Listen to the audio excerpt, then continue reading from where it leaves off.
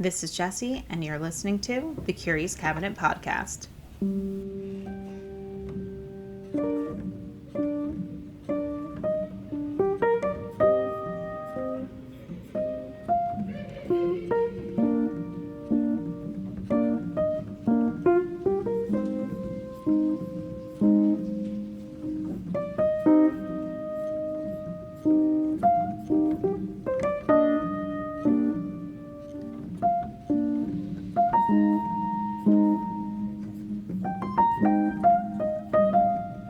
Hey everyone, I hope you have had a good week. Nothing too much happened to me this week. I've just been enjoying the weather. It's getting nicer where I am, so finally hit like 60s and it's been great trying to get outside more, but I'm super tired because I've been trying to cut out coffee and it has not been great. I mean, I'm doing it, but it's not fun. So, anyway, let's get right into this week's podcast. We're on part 2 of the Torso Killer Richard Cottingham. So where I left off was the third trial, which began on May 31st, 1984. This was in Manhattan. He had been transferred from the prison in New Jersey to attend this trial. These trials included the murders of the unidentified Jane Doe, Dee Dee Goodarzi, and Jean Rayner. I always want to say Dee Dee Goodzari, and I don't know why. So if I mispronounce it, I apologize. So, Dee Dee Goodarzi was a 23-year-old Iranian immigrant who worked as a high-priced call girl out of Trenton, New Jersey. She regularly took the train to Manhattan on weekends to meet with clients and had met Richard Cottingham and became a client of his about 2 months prior to her murder. Dee Dee also had a baby who she had put up for adoption about 18 months before she was murdered, who was named Jennifer Weiss. Jennifer later formed an unlikely friendship with Richard Cottingham. She would visit him in prison and talk to him about some of the murders. She helped close multiple cold cases and bring closure to the families of some of the victims. And that's going to be saved for next week. I will get into the cases that she helped close and her relationship with Richard. On November 29th, 1979, Richard checked into room 417 at the Travel Inn Motor Lodge under the alias Carl Wilson. This hotel was about 2 blocks from the Hudson River on West 42nd Street. He was known to frequent a strip club or a swingers club called Plato's Retreat, where Dee Dee worked, but he may have also met her through the escort service. This night was especially gruesome since it was not only Dee Dee he killed, but also a woman that has never been identified. Investigators believe she worked in the Times Square red light district since he was known to pick his victims from that area. They're not too sure if they were brought back to the room together or separately. This attack is very similar to the others. Both women were held captive for days. I'm getting into this part where I talk about what happened, so if you're sensitive to that kind of thing, you don't want to hear it. So they were tortured, beaten, and raped while they were still alive. They both had been strangled to death, and the cause of death was determined to be asphyxiation. After they were dead, he had decapitated both the women and cut off their hands. Then he doused the mattresses in gasoline and started multiple fires in the room in order to get rid of any other evidence. Then he packed up the body parts, the murder weapons, and left the hotel. Hotel staff noticed around 9 a.m. on December 2nd that there was smoke coming from a room. The door had a "Do Not Disturb" sign on the outside. When firefighters responded and entered the blazing room, they had seen 2 nude bodies lying on separate twin beds. Now, attempting to save them and fighting through the smoky haze, one of the firemen pulled a body out into the hallway. when he proceeded to perform mouth-to-mouth, he made the horrid discovery. The body that he had just pulled from the smoke had been decapitated, and its hands had also been cut off. Really, he had mistaken it for a mannequin because it was the first thing that crossed his mind until he realized how horrific the situation was. And then they realized that the same had been done to the second body. Both women showed signs of torture. They had cigarette burns. They were beaten severely. They both had bite marks around the nipples. Cottingham's signature mark was like the biting of the nipples and the breasts. But both victims' clothing were folded neatly in the bathtub with their platform shoes on top of each pile, which is like just weird. Surprisingly, the room was very clean besides the blood on the beds. There were no fingerprints, there were no blood stains anywhere, and really there was no other evidence. Along with the body parts, Richard had taken the murder weapons with him. Now, historian Peter Vronsky, who was staying at the hotel that night, has told his story about having an encounter with Cottingham in the elevator. He was going up to the floor, which happened to be the floor that the fire was on. And Cottingham had gotten into the elevator, and he had a duffel bag with him, and he actually kind of grazed him with the duffel bag as he got in. Now, as the years have gone by, he assumes that the duffel bags had contained the heads and the hands of Didi Guzari and the other Didi Goodarzi and the unidentified woman. So the unidentified woman remains Manhattan Jane Doe, or Torso Jane Doe. She was estimated to be in her late teens, and it was also assumed that she was a prostitute because I guess she knew Didi Goodarzi. I don't know how they came with that assumption that she knew her, but they did. Anyway, these murders gained a lot of attention from the media because of how close it was to Times Square and the brutality of the whole thing. And despite extensive searches of the Hudson River, the heads and the hands of the women were never found. Now, Richard later said that he cut off their body parts because he was afraid that they would be tracked back to him. He had been a client of Didi's, and other people had seen them together, so it would have been easy for him to get caught. Now, the case would have been 2 unidentified missing women, but Didi had a scar from a C-section when Jennifer was born, and that scar helped them identify the body, which is kind of crazy. Now, the other murder he was being tried for in this case was Mary Jean Gedini. Mary Jean Gedini Reiner, but also known as Jean Reiner. Just like most of his other victims, Jean was a 25-year-old sex worker. She had turned to sex work to help support her and her son, who she was supposedly in the middle of a custody battle over. She worked in the Times Square area, but other information about her life isn't really known. The only information I could really find was like the circumstances around her death. Now, this murder occurred just a couple days before his arrest and ended up being one of his most grotesque murders. It was May 15th, 1980, in Manhattan, and Richard had met Jean and took her back to the Seville Hotel at 22 East 29th Street, near Madison Avenue, in the early hours of that day. Once in the room, she was severely beaten across her body, bitten, as he usually did, tortured, raped, stabbed, and strangled. The cause of death was asphyxiation from strangulation. After he had killed her, he cut off both of her breasts with a blade and placed them on top of the headboard, like as a deliberate display.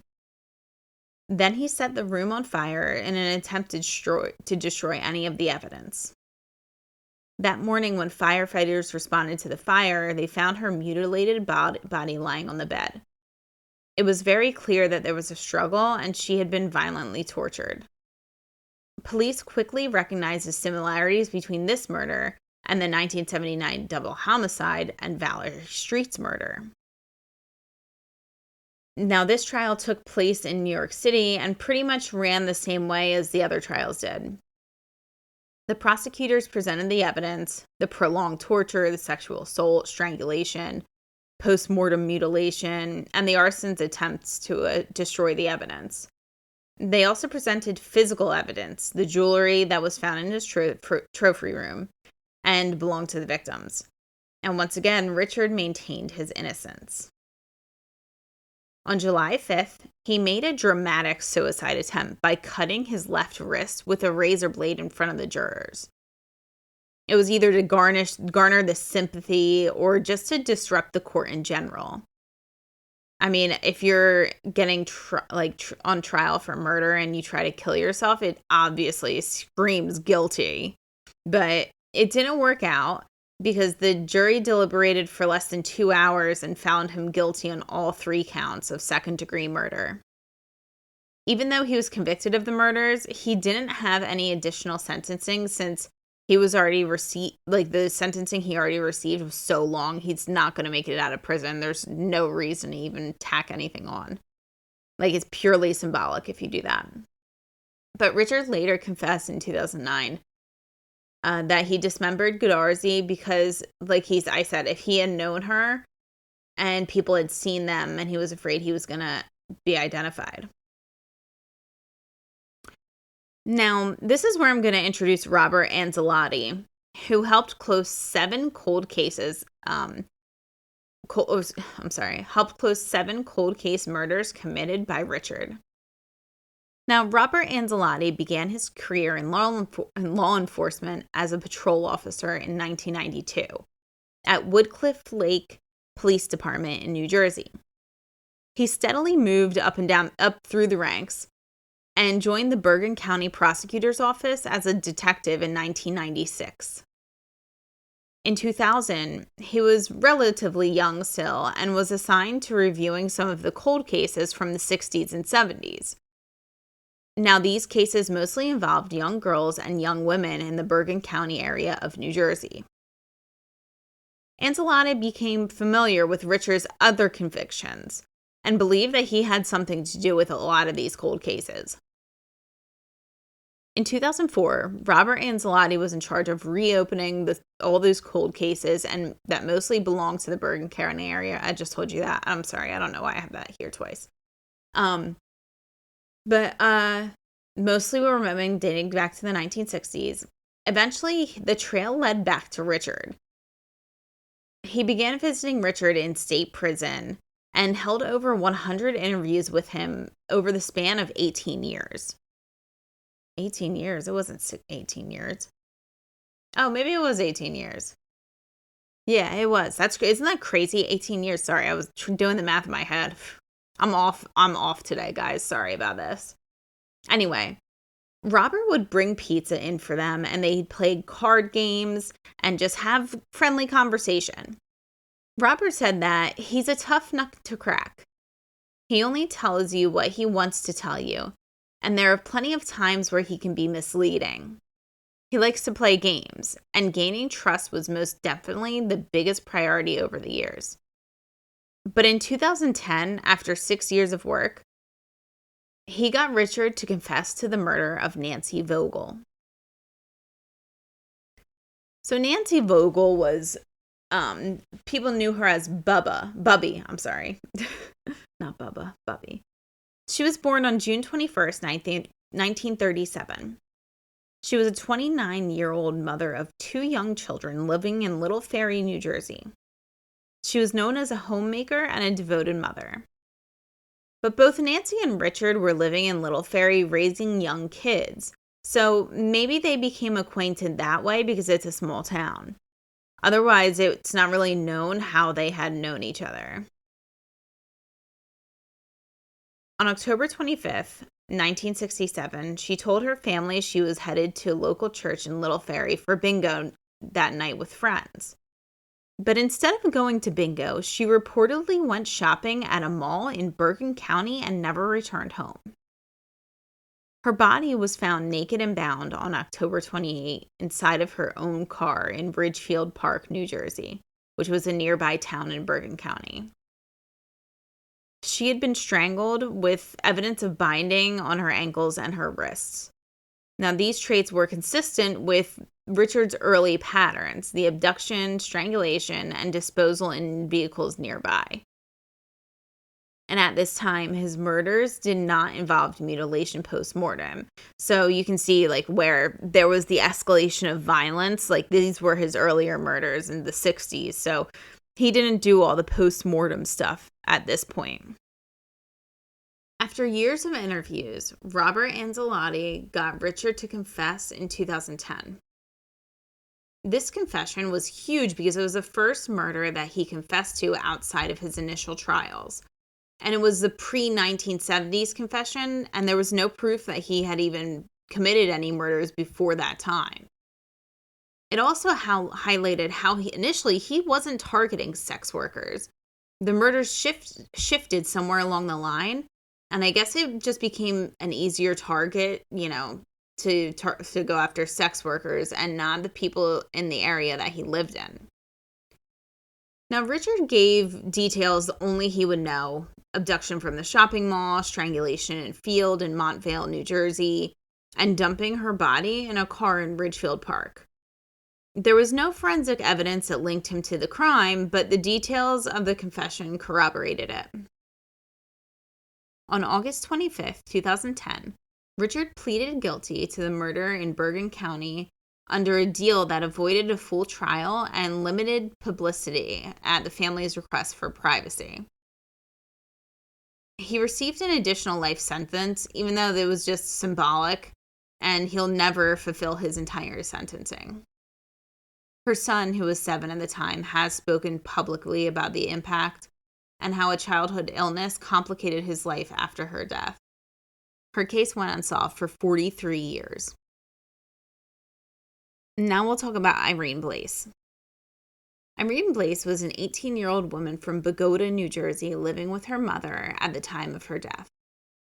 She had an older sister, Ursula Luerens, living in Patterson at the time with her own family. She had just had a newborn.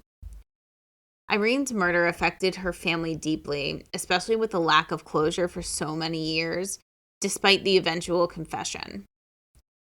On April 17th, 1969, Irene was last seen around 8 p.m. on Main Street in Hackensack, New Jersey, waiting for a bus after running errands and shopping when she went missing.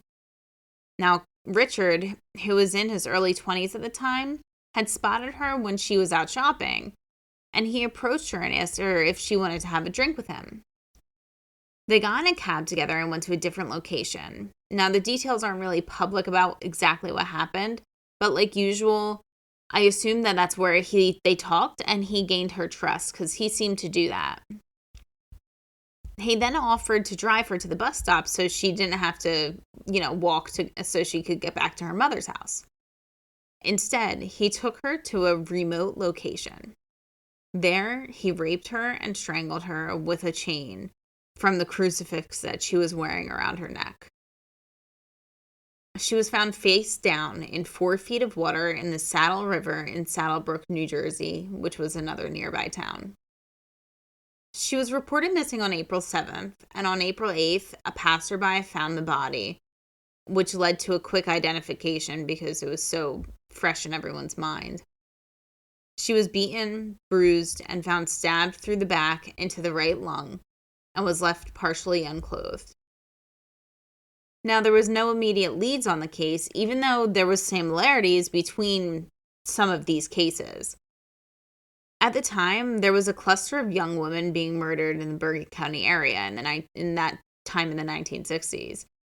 And this was like pre-DNA era, so you couldn't even try to test DNA at the time. Now, Richard was only 22, living locally, and wasn't considered a suspect.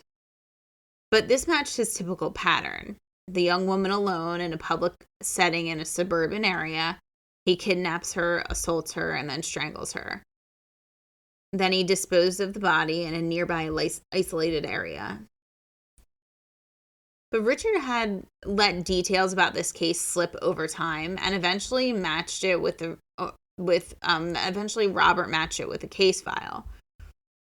The confession was recorded on tape on June 19th, 2014, during one of his interviews with Robert and Detective Jimmy McMorrow from the Bergen County Prosecutor's Office, and then he provided a formal confession on the record the next day. There was no new trial and no additional sentencing. The case went unsolved for 40 years. And each confession started to help paint a clearer picture of like how his killing spree went and how it escalated and became more and more violent. It's also important to know that these confessions were kept confidential because Cottingham didn't want any publicity. He did not want the media to hear about this right away. So initially, everything was done quietly, and the victims' families were contacted by Anzilotti after the confessions until they became public in 2020. So this is the next one, Denise Falaska. Now, Denise Falaska was 15 years old at the time of her murder. She was one of 5 sisters living with her family on Bergenline Avenue in Gloucester, Bergen County, New Jersey. Her youngest sister, Karen, who was 13 at the time, has spoken publicly about the murder, and because Karen idolized Denise. She said that Denise was a typical teenager with interests like going to the movies or hanging out with friends. The murder shattered her family, and this inspired the podcast Denise Didn't Come Home, which was released in 2024, and it explores the unsolved mystery from Karen's perspective. On the night of July 13th, around 8 p.m., Denise left her house and told her family she was going to meet a friend in Westwood, New Jersey. She was supposed to be home by 11, but she never showed up. Witnesses saw her walking down Old Hook Road in Emerson, New Jersey, heading toward Westwood around 9 p.m. Richard was 22 or 23 at the time and said he saw her walking alone on the side of the road, and he pulled up next to her and offered her a ride, which she accepted. He drove her to the parking lot of his former high school and forced him to perform oral sex on him. Apparently, he wasn't satisfied with it, so he decided to strangle her, then dumped her body on the side of Westminster Place in Saddlebrook, New Jersey, near a cemetery. Her body was found the next day, July 14th, by a boy riding his bicycle. She was quickly identified since it was only the day after she was reporting missing. The autopsy showed that she had been strangled and there was signs of sexual assault. Like I said, just like the others, it was a very similar murder to the other girls who have been murdered, targeted young girls, and they all looked pretty similar with dark, long hair. And this case drew, as the cases go on, they drew more and more local attention because more and more girls are getting kidnapped and they're getting murdered. So they started to know that there was a serial killer out there. But despite that, there was no arrests and all the cases went cold. Like the other crimes, Richard was not initially connected. But during his confession, he admitted with exact details of what happened that hadn't been released. Again, there was no new trial, closed based solely on confession. And there was no additional sentencing. And like the other confessions, it wasn't released to the public until a later date. So now we'll go to Jackie Harp. And Jackie Harp was 13 years old at the time of her murder. She was from Midland Park, New Jersey, and is considered to be one of the earliest confirmed killings and the youngest victims. And I don't know why, but like for some reason, like every time I read this case, it gives me chills. And I don't know if it's just because of how young she was, but it breaks my heart. You'll see in a minute. Anyway, she was a petite girl with a page boy style haircut, like a bowl cut. She had an older sister, Suzanne Mulder, who lived in Vermont at the time of the confession. Suzanne has spoken publicly about the lifelong trauma to family and community that Jackie's murder had left suspicion in Midland Park, and people wondered if the police were covering up for locals' involvement due to the randomness of the crime. But on July 17th, 1968, Jackie was walking home after attending Drum and Bugle Corps, which was like a band rehearsal, at her high school in Midland Park. It ended at 9 p.m., and her mom reported her missing at midnight. Richard confessed that he saw her walking alone and attempted to persuade her to take a ride from him, but she resisted and refused. Then he drove his car in front of her to block her path from, getting away. And he approached her. So she began to run, and he chased her as she ran away and eventually caught up to her. Then he dragged her into a cluster of bushes, which was a spot where some kids were known to make out or smoke pot. And it was on her route home. He beat her face, attempted to sexually assault her, though I'm guessing she had fought back because reports say she hadn't been. But police determined it was a sexually motivated attack because her clothes have been in disarray. Then he strangled her with the leather strap from her flag sling, which was part of her Drum and Bugle Corps uniform. And I think this case just gets to me because she was just so young and she did everything she was supposed to. She said, no, I don't want to ride. She tried to run away and the monster still got her, and it's just so sad. Her body was discovered the next morning, July 18th, 1968, in a wooded ravine off Morrow Road near Gawful Brook, which was a waterway or a stream in the area, about a half mile from her home in a remote, bushy area. She was identified quickly due to her recent disappearance. It was just another case that attracted attention because of the local girls who had been murdered.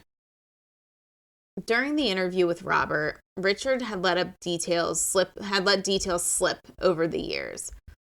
One of the things was that he nicknamed her Helmet Head because of her distinctive bowl cut, and the specifics about the flag strap strangulation, which was something that was left out of any public statements. Now, like always, Richard was not initially a suspect, but during his confession, he provided details and matched the case files exactly.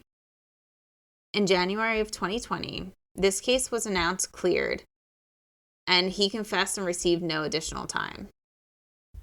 So Robert's formal confession came around June of 2017. It was kept under wraps due to the wishes of the family and Richard's fear of publicity. Robert personally delivered the news to Jackie's sister in Vermont. Now, in 2019, true crime author Peter Vronsky, who I had mentioned earlier, he facilitated a meeting in Midland Park where he announced Richard's involvement at the request of the families. And Bergen County Prosecutor's Office had publicly confirmed in 2020 that these murders belonged to Richard Cottingham. Mary Ann Pryor was 17 years old from North Bergen, New Jersey. Lorraine Kelly was 16 years old, also from North Bergen. Mary Ann and Lorraine were very close friends. They were described as typical suburban teens who liked going to the movies or hanging out. On August 9th, 1974, the girls left their home in North Bergen and planned to shop for bathing suits at the Garden State Plaza Mall in Paramus. That was about 13 miles away from their homes.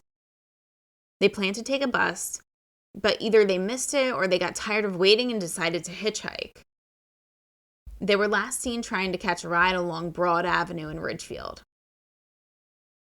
Richard abducted them by luring them into the car and later admitted to forcing Mary Ann by threatening to hurt Lorraine. He then took them to a local motel room in Paramus, Montvale area. He held them for about 2 to 3 days, and over that time, when he was asked why he remembered the girls' names, unlike some of the other victims, he said, "I was with them for a couple days. I got to know them," according to the transcripts, which was unusually personal compared to his detached descriptions of the other victims. He raped both girls repeatedly, tortured them, including cigarette burns on their bodies. He would tie them up at night to prevent them from escaping while he slept. He would threaten one of the girls that he would harm the other if they didn't listen to him. On August 11th, 1974, he drowned both girls by filling up the bathtub in the motel and holding them underwater.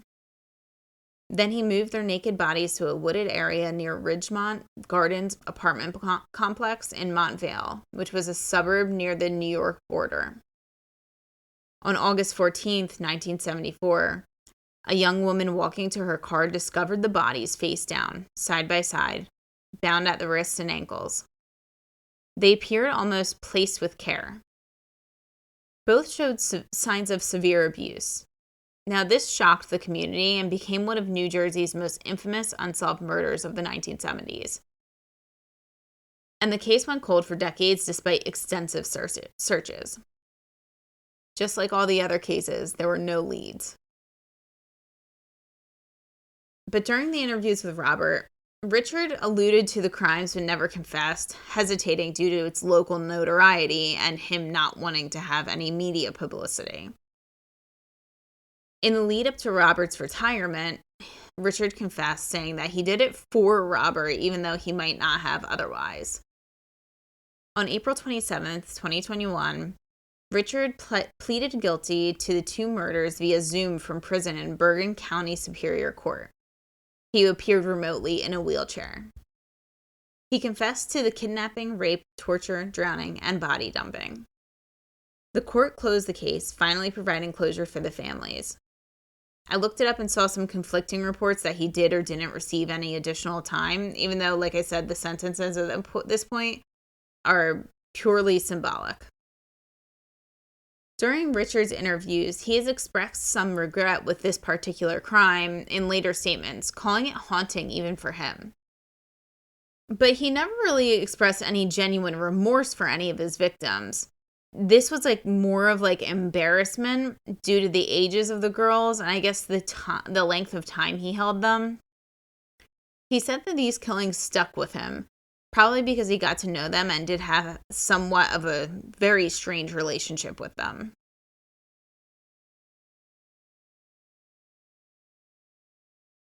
And the last confession was Mary Ann Della Sala, who was an honor student and a beauty contest winner from Hackensack, New Jersey.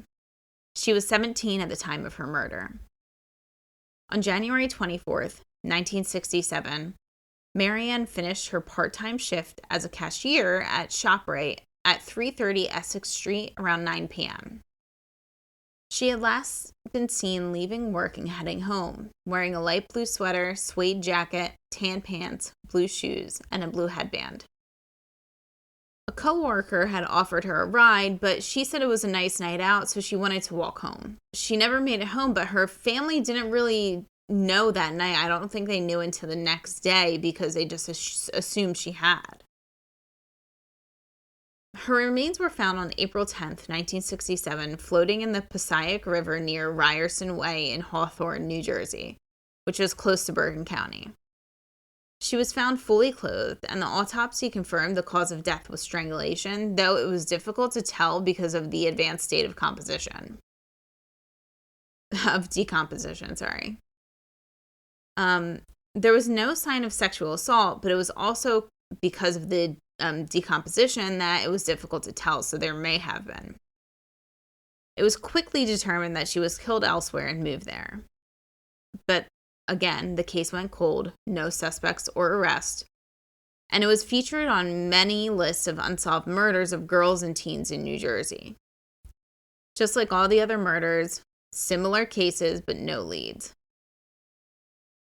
And this confession came after Robert Anzilotti's retirement in 2021.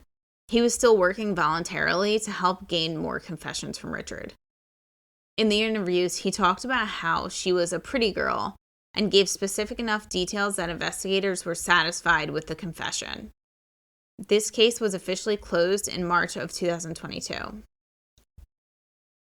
Now, Richard feared any of his confessions becoming headlines in the media.